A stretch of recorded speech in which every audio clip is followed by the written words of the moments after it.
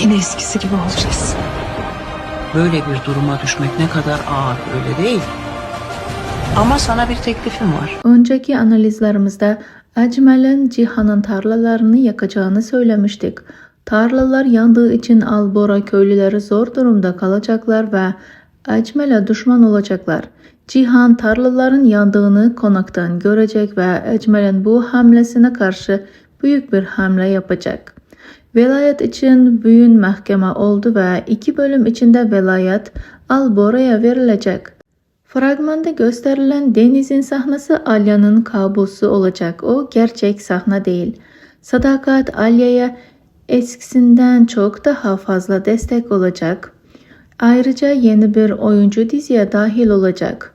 Oyuncunun şu anlık hangi karakteri canlandıracağı belli değil. Yan rol içinde olabilir. Birkaç bölüm içinde hep beraber göreceğiz.